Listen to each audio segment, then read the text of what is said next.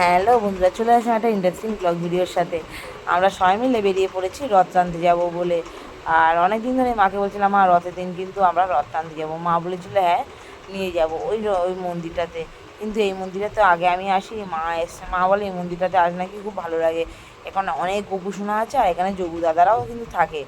আর রথের দিন যা হারে বৃষ্টি হচ্ছিল কি বলবো, আর মনে হচ্ছিলো তো রথ টানতে যেতেই পারবো না। তাও যখন বৃষ্টি থামলো আর মাকে বললাম, মা আমি আর যাবো না, কারণ এই কাদার মধ্যে শাড়ি পরে কীরকম একটা যেন লাগে।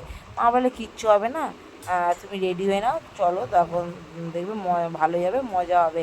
কিন্তু কী আর করবো, বৃষ্টি তো হচ্ছে গিয়ে এই আসছে, এই রোদ উঠছে, তার জন্য তো আর আমাদের রথ টানা বন্ধ হবে না, না। কারণ এই একটা দিন চলে গেলে বছরে আবার এক বছর ওয়েট করতে হবে আমাদেরকে। সেহেতু রথ টানবো বলে সবাই মিলে বেরিয়েই পড়লাম রেডি হয়ে। আর দেখো, মন্দিরে এসে দেখলাম বলরাম দাদাকে দোলনায় বসিয়ে নিয়ে চলে যাচ্ছে, গিয়ে রথে রাখবে, তারপরে যাবে সুভদ্রা দিদি, তারপরে যাবে যোগু দাদা। এই তিনজনে মিলে গিয়ে রথে বসবে, তারপরে কিন্তু রথ টানা শুরু হবে। এরপরে কিন্তু রথটা টানা শুরু হবে। আর এখানে খুব সুন্দর সুন্দর আয়োজন করেছে, যেমন কিনা প্রথমে ব্যান্ড পার্টি যাবে, তারপরে কয়েকজন আসবে, মহিলারা নাচ করবে আর কীর্তন করে করে রাস্তা দিয়ে যাবে। একটা সুন্দর থিম বানিয়েছে, এতটাই সুন্দর বানিয়েছে বলার মতো না।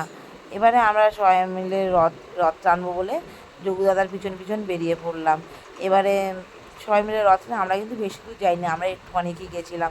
আর হ্যাঁ, আমার ভিডিওটা না পোস্ট করতে অনেকটাই লেট হয়ে গেল, কারণ অনেকটাই কাজে ব্যস্ত ছিলাম, এতটাই কাজে ব্যস্ত ছিলাম যে ভিডিওটা পোস্ট করে হয়ে ওঠেনি। আমার যদি চ্যানেলে তোমরা নতুন হয়ে থাকো, অবশ্যই চ্যানেলটাকে সাবস্ক্রাইব করবে, আর লাইক কমেন্ট শেয়ার তো অবশ্যই করবে। আমার ভিডিওটা শেষ পর্যন্ত দেখতে থাকো, স্কিপ না করে। দেখা হচ্ছে পরবর্তী ভিডিওতে, ততক্ষণ সাথে থাকো, দেখতে থাকো।